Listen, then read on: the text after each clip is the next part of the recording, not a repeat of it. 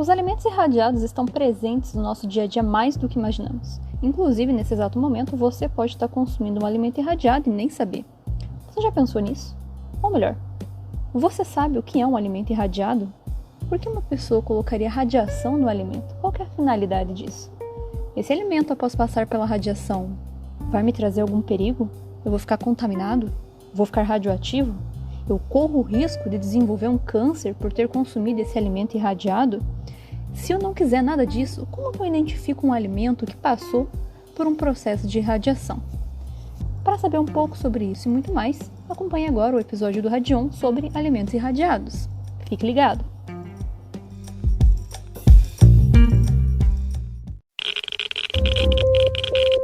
Radiation detected. Red on.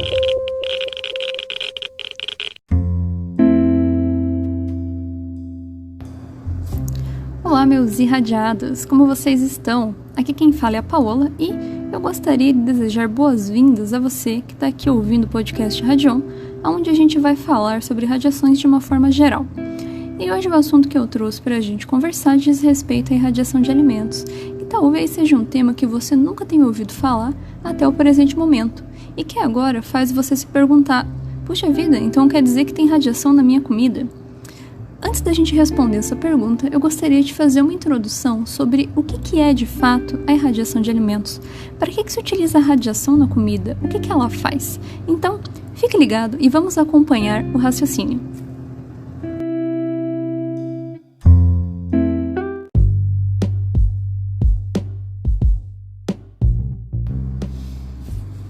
Bom, pessoal, vamos falar então sobre a irradiação de alimentos e vamos descobrir de uma vez por todas o que é isso. A irradiação de alimentos nada mais é do que uma técnica empregada pela indústria com a finalidade de fazer com que os alimentos durem mais tempo do que o normal. E eles utilizam radiação para chegar nesse objetivo. A radiação que é empregada é utilizada de uma forma controlada, em níveis diferentes, a depender do objetivo. Por que eu digo objetivo? Existem basicamente 3 maneiras de fazer com que esse alimento seja preservado, que seria a inibição de crescimento de brotos, como por exemplo é o caso de cebolas e batatas, o atraso do amadurecimento, que seria o caso de frutas, por exemplo. Então, digamos que uma fruta, sem passar pelo processo de irradiação, duraria ali 3 dias. Com o processo de irradiação, ela pode ter o tempo estendido para 10 dias, né, hipoteticamente falando. Então, esse é um outro mecanismo. E também por meio da esterilização desse alimento, ou seja, a gente matar todos os bichinhos que poderiam ter naquele alimento, né, micro-organismos, bactérias, vírus, fungos, que fariam a degradação natural daquele alimento. Então, todas essas maneiras utilizam níveis diferentes de radiação e tem as aplicações a depender do alimento que você está irradiando. E, a partir disso, a gente consegue, portanto, ter esse tempo de vida útil estendido.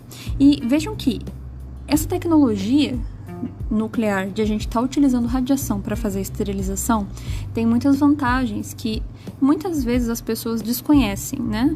E isso quando elas sabem do que se trata a irradiação de alimento. Então, quando a gente fala nos benefícios, vejam que a gente consegue fazer esse processo quando o alimento ele já vai estar todinho pronto para fazer o envio dele para a origem, né? Para o destino final. Então, ele já vai estar todo encaixotado, todo embalado. O último processo que ele vai passar é pelo processo de irradiação. A partir dali é só fazer o envio. Isso é bom porque, no caso da esterilização, por exemplo, vai impedir que aconteça uma recontaminação, porque o alimento já está embalado. Então, é só enviar e acabou. E também a gente tem um benefício muito bacana, que nesse caso de utilizar radiação nesses níveis, a gente consegue ter uma redução muito grande de possíveis micro-organismos que são ruins para nós como pessoas, os patógenos, né? Eles podem causar doenças, causam infecções alimentares, e quando a gente usa radiação, a gente consegue eliminar esses bichinhos e logo a gente tem uma incidência muito menor de infecção alimentar. Além disso, essa questão de ter um tempo de vida útil mais estendido, né, vai ajudar, facilitar a questão de exportação.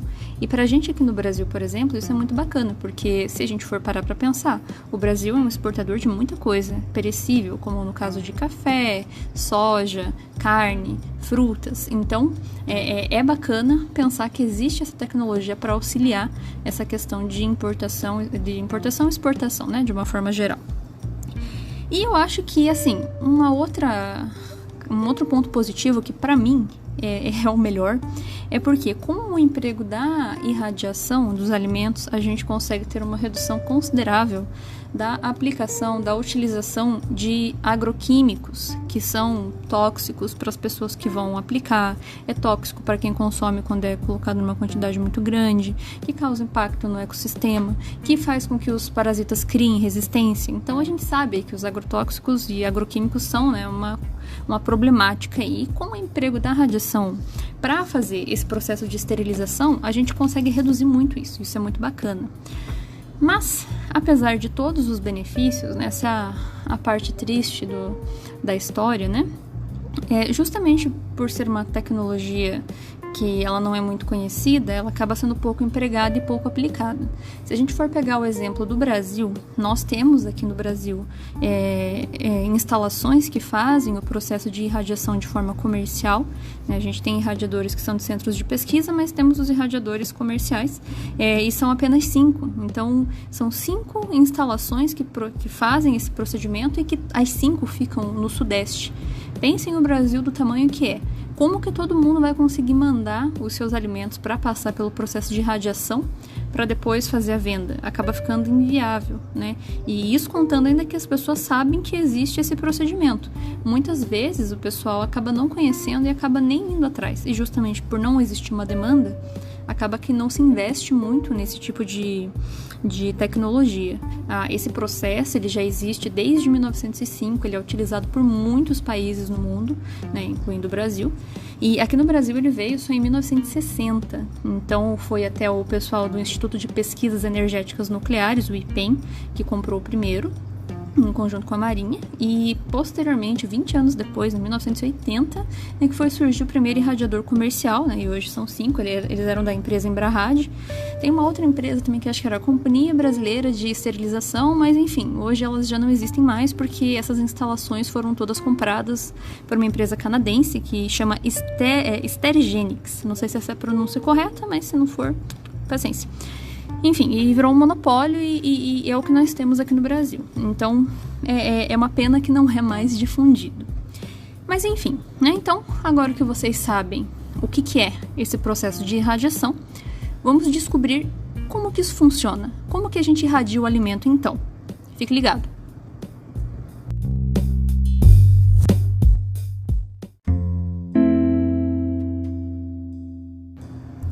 Bom, e como é que é então esse processo de irradiação, né? Como que faz isso? Aonde que faz? Existem instalações que são próprias para fazer esse tipo de procedimento, né? E essas instalações possuem o que a gente chama de sala de irradiação, que inclusive eu acho que mudou a nomenclatura cá entre nós, mas eu não lembro qual que é o certo. Mas então a gente chama de sala de irradiação, beleza? E o que acontece, né? O que eles fazem? Eles vão inserir dentro dessa sala de irradiação todos os alimentos, né, que vão passar por esse processo. E inclusive eu gostaria de pontuar que não é apenas alimentos que são irradiados nessas instalações, tá? A gente pode fazer esses processos de esterilização de uma série de coisas, né? Ou alterações moleculares de um monte de coisa que eles colocam lá nessa sala, mas foge do escopo aqui. Então, falando dos alimentos, né? Eles são inseridos dentro dessa sala. É uma sala normal, assim, só uma sala com 4 paredes, uma porta normal. Onde vai ser inserido esses alimentos lá dentro, geralmente conduzidos por uma esteira ou então por um carrinho no teto, um trilho no teto que leva essas caixas, né, os alimentos já previamente embalados, como eu havia comentado, para o interior da sala.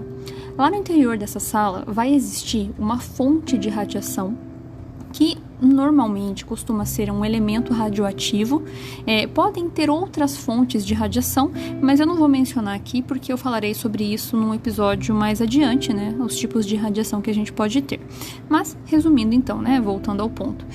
Vai existir uma fonte de radiação no interior dessa sala que vai ficar ali blindadinha, aguardando o momento de fazer o processo de irradiação. O operador que fica do lado de fora da sala que vai planejar qual que é o tempo necessário para fazer o procedimento, a depender do objetivo e do alimento que está lá dentro. Uma vez tudo isso definido, né, quando ele acionar o botão, essa fonte que está dentro da sala vai começar a emitir a radiação, ela vai sair da sua blindagem e vai começar a emitir radiação que vai passar por todos os alimentos que estão na sala e vai causar os processos ali bioquímicos, processos físicos de interação com a comida e, dado o tempo necessário, o operador vai acionar o botão para que a fonte seja blindada e a radiação cessará. Uma vez isso sendo concluído, o alimento vai sair dessa sala e, a melhor parte de tudo, ele vai sair sem nenhum resquício de radiação. Ele não vai ficar contaminado, não vai ficar, se você for medir, né, ele não vai ter nenhum resquício de radiação. E isso acontece por quê? Né? Porque é estranho a gente pensar dessa forma. Porque, mas a radiação não chegou no alimento? O que aconteceu com a radiação? Ela não ficou na comida? A radiação, ela não fica. A radiação, ela sai da fonte que está lá na sala, no meio, externamente, né? Vai jogar a radiação, que vai passar pelo alimento que está embalado e ela vai, entre aspas, sumir. É muito parecido, fazendo uma analogia para entender um pouco melhor, com o ato de tomar sol na praia, por exemplo. Né? Você está de férias, você vai lá na praia tomar um sol, você fica deitado na areia recebendo a luz solar. A luz solar, que está sendo irradiada pelo sol, vai chegar em você e vai ficar ali te iluminando. Quando você sai da areia e vai para baixo do guarda-sol, você não está mais com luz solar em você. Você não sai brilhando na areia, né, da praia. Ou seja, a luz do sol ela não fica em você. Porém, o efeito que a luz do sol causou em você, na sua pele, mais especificamente, vai ficar, que é a queimadura, o bronzeamento, né? Isso fica. Mas a radiação do sol não fica mais. A radiação do sol foi absorvida, virou energia térmica, ela sumiu, entre aspas, né? Então, é mais ou menos a mesma lógica. A energia da radiação vai passar pelo alimento e ela vai ser dissipada. Portanto, o alimento não fica contaminado e ele é completamente seguro para consumo com relação a isso. Apesar disso, algumas pessoas continuam sentindo medo de consumir o alimento irradiado, mesmo sabendo que ele não é radioativo. Se você for medir, você vai ver que ele não é radioativo. Mas elas têm medo porque elas acreditam que o alimento que passa pelo processo de irradiação torna-se tóxico porque a radiação causou alguma mudança no interior do alimento que faz ele produzir substâncias que são cancerígenas, que são tóxicas, que são letais, que são não sei o que lá. Todas essas afirmações não têm embasamento nem fundamento. A gente sabe que a radiação sim causa, né, alterações estruturais, moleculares, né, inclusive esse é o objetivo quando se irradia, no caso, por exemplo, de inibição de broto ou atraso de maturação, né, o objetivo é justamente causar alteração molecular. Mas vejam que tudo isso é feito de forma controlada. Então, isso significa que um alimento que passou pelo processo de irradiação, se a gente for comparar ele com um alimento não irradiado, a gente não tem nem como saber, porque a gente não tem diferença no valor nutricional, a gente não tem diferença em sabor, em cor, em textura, em aparência, em cheiro, ou seja, ele é idêntico a um alimento não irradiado, exceto o fato de que vai durar mais tempo. Essa é a única razão que a gente tem para descobrir, porque não dá para medir com radiação, porque não tem radiação, né? Então você não vai detectar dessa forma. E se você for tentar consumir para tentar saber a diferença, também não vai perceber nada. Então, mais uma vez, isso é mais um argumento que reforça o benefício de se irradiar os alimentos, né? Então, pela questão de extensão do tempo de vida desse alimento, né, ser estendido. E vejam que tudo isso que acontece não é feito de forma às cegas. Ele é feito com base em uma série de protocolos que a gente possui. Existe muito fundamento, muita pesquisa em cima disso. A maior parte das pesquisas realizadas pela Agência Internacional de Energia Atômica, em conjunto com a Organização Mundial de Saúde, em conjunto com a Organização das Nações Unidas para a Agricultura e Alimentação. Então, tudo isso são órgãos internacionais que eles possuem centros de pesquisa que analisam isso antes de sair por aí irradiando comida. Então, todos os protocolos que a gente tem que são seguidos são estabelecidos por esses órgãos. Inclusive aqui no Brasil, com base nessas recomendações, a gente tem as nossas normativas que são cobradas pela Agência Nacional de Vigilância Sanitária, que são cobrados pelo Ministério da Agricultura, da Pecuária e Abastecimento, e que também tem a colaboração da Comissão Nacional da Energia Nuclear com relação à parte de segurança. Então, licenciamento é tudo feito com base nesses 3 órgãos e que precisa seguir uma série de protocolos que são muito específicos para conseguir obter esse licenciamento. E isso a gente tem desde 1960, que foi a época da instalação da primeira sala de irradiação aqui no Brasil, e desde então vem se seguindo dessa forma. Portanto, é de fato muito seguro.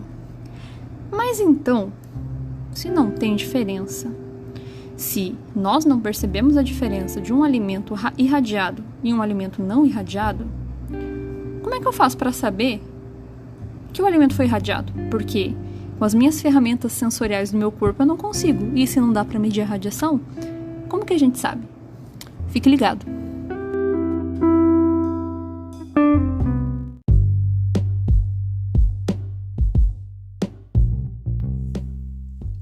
Por fim, como nós fazemos para identificar um alimento que foi irradiado? Já que a gente sabe que não adianta querer medir com um medidor de radiação porque o alimento não está contaminado e, portanto, não vai aparecer nada. E também nós sabemos que não é perceptível para nós esse alimento que foi irradiado porque não existe nenhuma alteração que a gente conseguisse notar em sabor, textura e outras características do alimento. Bom, todo alimento que passa pelo processo de irradiação precisa ser sinalizado com uma simbologia que se chama radura, que inclusive é a simbologia que eu inseri na capa desse episódio, se vocês forem olhar ali, é aquele simbolozinho com a bolinha verde com a plantinha no meio ali. E essa simbologia vai ser inserida, portanto, sempre ao final do processo de irradiação. É engraçado que a maioria das pessoas pensa que o símbolo que vai indicar que o alimento foi irradiado é o símbolozinho da radiação. Mas aquele símbolozinho da radiação, que parece um ventiladorzinho, ele na verdade ele é utilizado para indicar a presença de radiação. Como o alimento não está contaminado com radiação, não está emitindo radiação, não faz sentido marcar com essa simbologia. Por isso que tem um símbolo próprio para isso.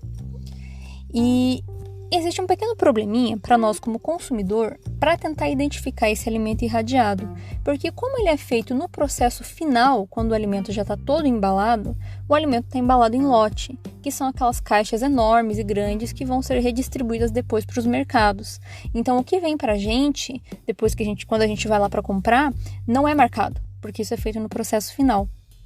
Eu mesmo aqui em Curitiba, que é a cidade onde eu moro, fui no mercado para tentar localizar e nem mesmo nas docas eu consegui encontrar caixas que tivessem a simbologia, porque é repassado, né? É feita a redistribuição lá da central dos mercados e, portanto, a gente acaba não conseguindo ver esse símbolo. Caso você que me escuta conseguir encontrar em algum momento essa simbologia, por favor, entre em contato e mande pra gente, porque eu estou muito curiosa para ver isso ao vivo e a cores, né? Ou por foto.